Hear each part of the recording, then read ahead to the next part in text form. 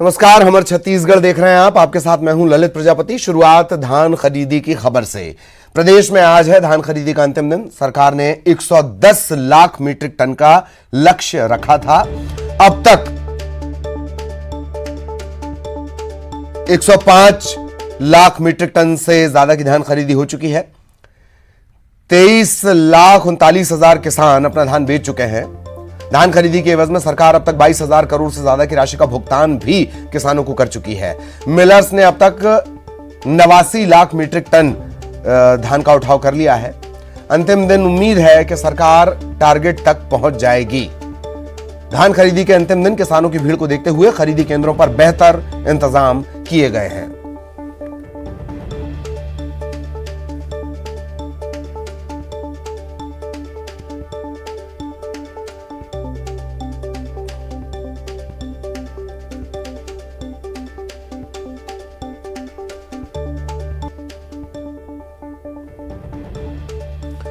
सहयोगी देवव्रत इस वक्त हमारे साथ जुड़े हुए हैं। देवव्रत के पास आपको लिए चलेंगे।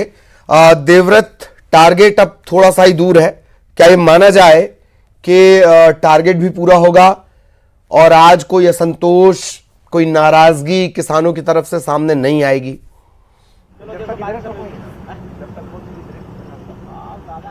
जी, किसानों की तरफ से तो फिलहाल किसी भी तरह की कोई नाराजगी की खबर फिलहाल नहीं है, लेकिन विपक्ष की तरफ से जरूर नाराजगी है। और क्योंकि प्रदेश में किसानों के उत्सव का सबसे बड़ा दिन होता है धान खरीदी का, और आज इस उत्सव का समापन होने जा रहा है। आखिरी मौका है आज का दिन जब किसान अपनी उपज बेच सकेंगे। और रही बात टारगेट की, तो छत्तीसगढ़ सरकार ने 110 लाख मीट्रिक टन धान खरीदी का लक्ष्य रखा था।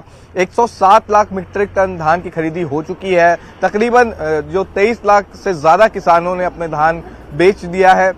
और एक तरह से जो पंजीयन हुआ था वो तकरीबन 24,98,000 किसानों का हुआ था, जिसमें 2 लाख नए किसान जुड़े थे।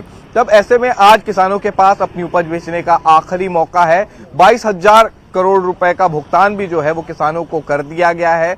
लेकिन धान खरीदी को लेकर जब शुरुआत होती है उससे पहले ही सियासत चलती है। बिल्कुल बिल्कुल बिल्कुल, आप हमारे साथ बने रहें देवव्रत। कुछ और अहम खबरों को लेकर भी आगे चर्चा हम आपसे करेंगे। धान खरीदी का अंतिम दिन है, लिहाजा अवैध धान कपाने की कोशिश भी तेज हो गई है। मुंगेली के लोरमी से एक घर से 600 क्विंटल से ज्यादा अवैध धान जब्त की गई है। लोरमी के डोंगरिया गांव में एक बिचौलिया के घर से धान जब्त किया गया है। राजस्व और मंडी की टीम धान जब्ती की कार्रवाई में जुटी हुई है।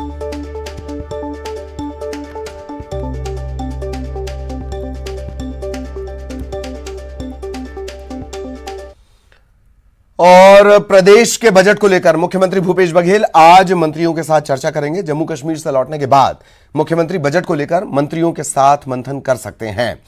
मुख्यमंत्री भूपेश बघेल आज मंत्री शिव डहरिया, प्रेमसाय सिंह टेकाम, कवासी लखमा, मोहम्मद अकबर, रविंद्र चौबे, इनके विभागों के बजट को लेकर चर्चा करेंगे। विभागीय मंत्री और अधिकारी भी इसमें शामिल होंगे।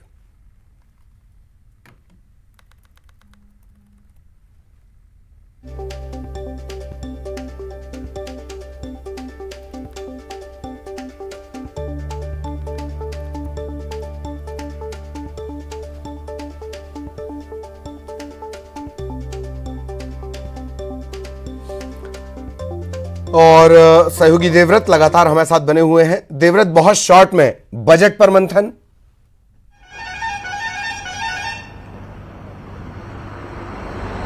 जी, बजट क्योंकि प्रदेश का आने वाला है, लिहाजा बजट में क्या कुछ प्रस्ताव होंगे, विभागों की तरफ से प्रस्ताव मांगे जा रहे हैं, उनकी मांग क्या है, ये सब मंथन हो रहा है। और क्योंकि ये चुनावी साल है इसलिए बजट काफी लोक भावना होने वाला है। तो आज उम्मीद की जा रही है कि ये बैठक जो है 5 मंत्रियों के साथ होगी, क्योंकि मुख्यमंत्री भूपेश बघेल इस वक्त जम्मू कश्मीर दौरे पर हैं। कल मौसम खराब होने की वजह से वो रायपुर नहीं आ सके, और आज संभवतः जब मुख्यमंत्री की वापसी होगी तब 5 मंत्रियों के साथ उनकी बैठक होगी, जिसमें शिव डहरिया, कवासी लखमा, मोहम्मद अकबर शामिल हैं।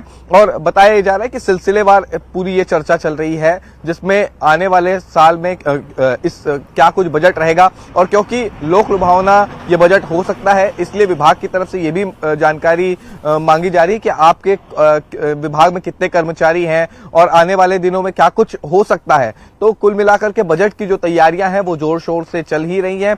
इसके पहले भी कई दौर की बैठकें जो हैं वो मंत्रियों के साथ हो चुकी है, और अब जो बाकी बचे विभागों की लगातार बैठक मुख्यमंत्री कर रहे हैं और उनकी मांगों, उनके प्रस्तावों पर विचार किया जाएगा। और हो सकता है कि जो सुझाव लिए जाएंगे वो आने वाले दिनों में बजट में दिखाई भी दे। चलिए, धन्यवाद आपका, बने रहे हमारे साथ। और देवव्रत लगातार बने हुए हैं। इधर विधानसभा चुनाव को लेकर विधानसभा स्तरीय बैठक बीजेपी लगातार कर रही है।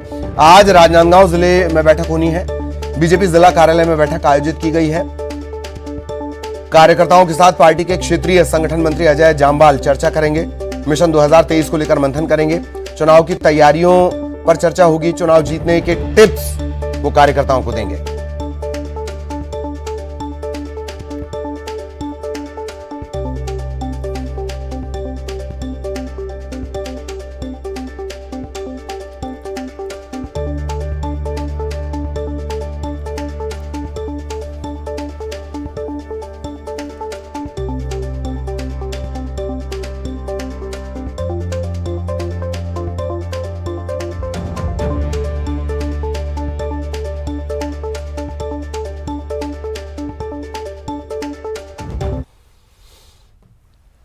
इधर चुनावी साल में सहायक शिक्षक सरकार की टेंशन बढ़ा रहे हैं, लेकिन इस वक्त सीधे आपको संसद की तस्वीरें हम आपको दिखा रहे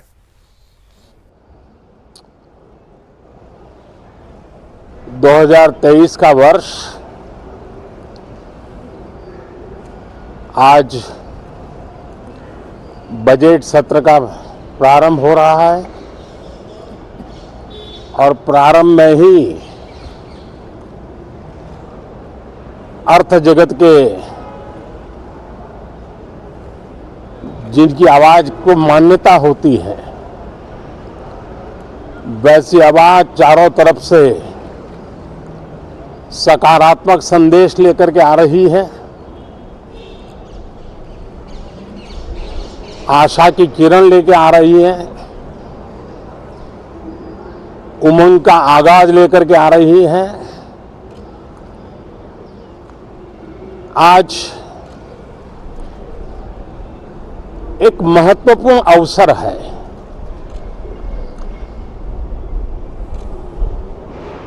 भारत के वर्तमान राष्ट्रपति जी की आज पहली ही संयुक्त सदन को वो संबोधित करने जा रही है।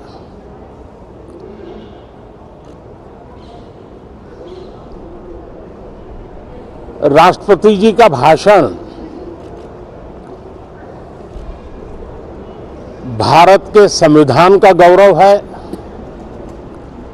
भारत की संसदीय प्रणाली का गौरव है और विशेष रूप से आज नारी सम्मान का भी अवसर है और दूर सुदूर जंगलों में जीवन बसर करने वाले हमारे देश के महान आदिवासी परंपरा के सम्मान का भी अवसर है।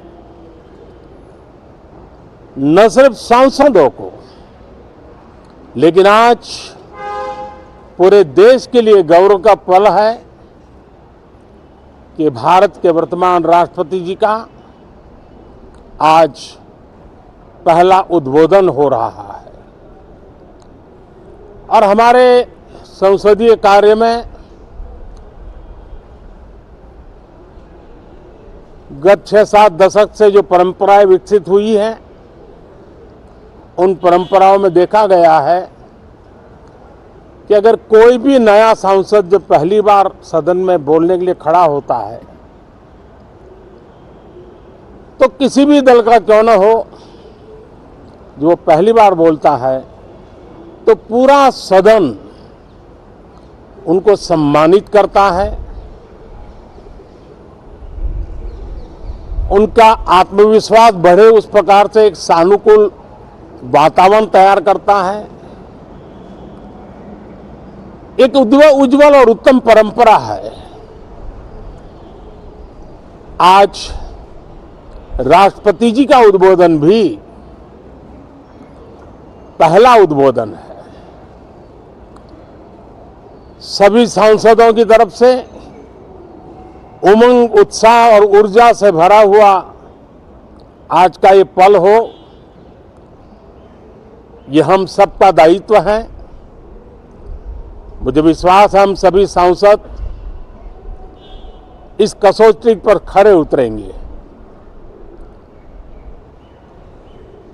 हमारे देश की वित्त मंत्री भी महिला हैं। वे कल और एक बजट लेकर के देश के सामने आ रही है। आज के वैश्विक परिस्थिति में भारत के बजट के तरफ न सिर्फ भारत का लेकिन पूरे विश्व का ध्यान है। डावाडोल विश्व की आर्थिक परिस्थिति में भारत का बजट भारत के सामान्य मानवी की आशा आकांक्षाओं को तो पूरा करने का प्रयास करेगा ही, लेकिन विश्व जो आशा की किरण देख रहा है उसे वो और अधिक प्रकाशमान नजर आए।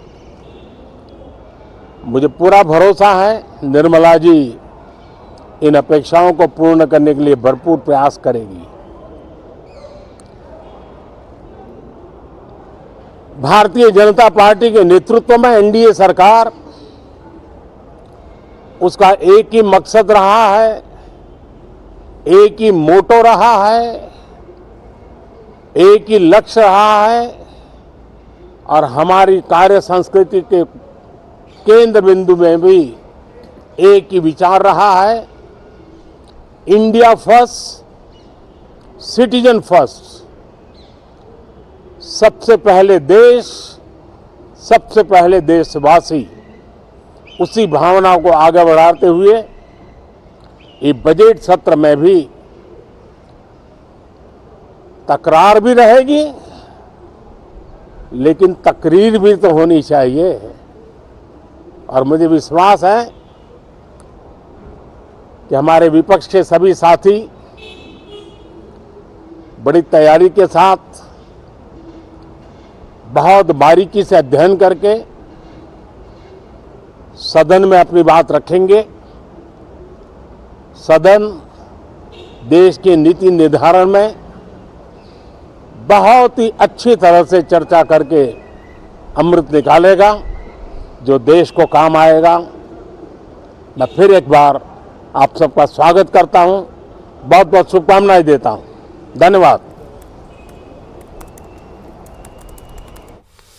तो बजट सत्र शुरू होने जा रहा है, उससे ठीक पहले प्रधानमंत्री को आपने सुना और खास बात कि तकरार भी रहेगी, तकरीर भी होनी चाहिए, ये उन्होंने कहा। वापस छत्तीसगढ़ का रुख करेंगे। चुनावी साल में अब सहायक शिक्षक सरकार की टेंशन बढ़ा रहे हैं। प्रदेश में एक बार फिर स्कूलों में ताले लटक सकते हैं। 1 लाख से ज्यादा शिक्षक 6 फरवरी से हड़ताल पर जा सकते हैं। वेतन विसंगति दूर करने की मांग को लेकर सहायक शिक्षकों ने हड़ताल का ऐलान किया है। 5 फरवरी तक का अल्टीमेटम दिया है। मांगे अगर पूरी नहीं हुई तो 6 फरवरी से सहायक शिक्षक काम बंद कर देंगे और इसका असर बच्चों की पढ़ाई पर पड़ेगा।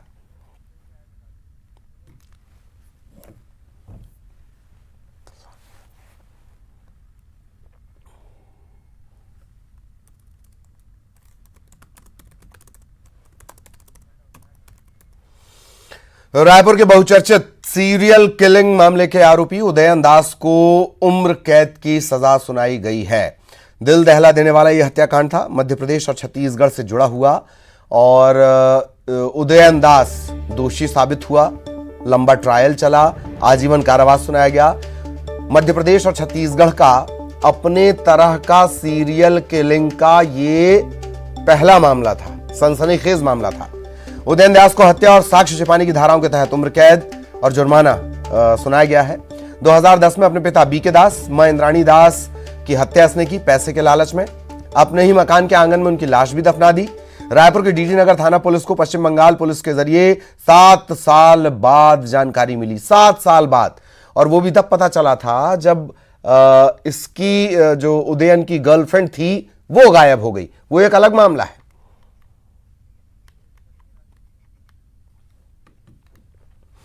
और एक बार फिर दिल्ली की तस्वीरें आपको दिखाते हैं। राष्ट्रपति द्रौपदी मुर्मू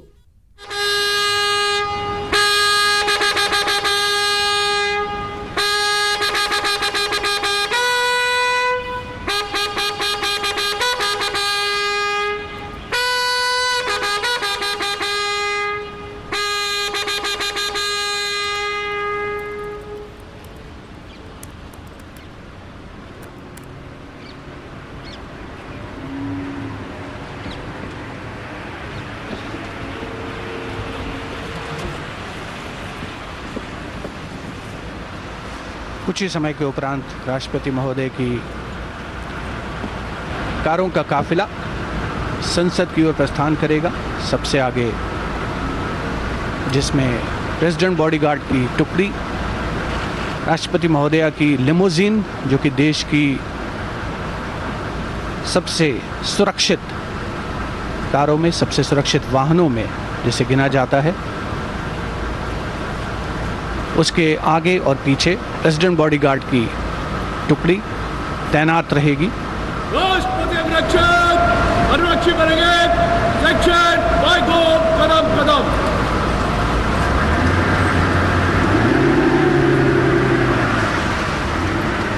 प्रेसिडेंट बॉडीगार्ड की टुकड़ी कतारबद्ध होते हुए परंपरागत सेरेमोनियल अंदाज में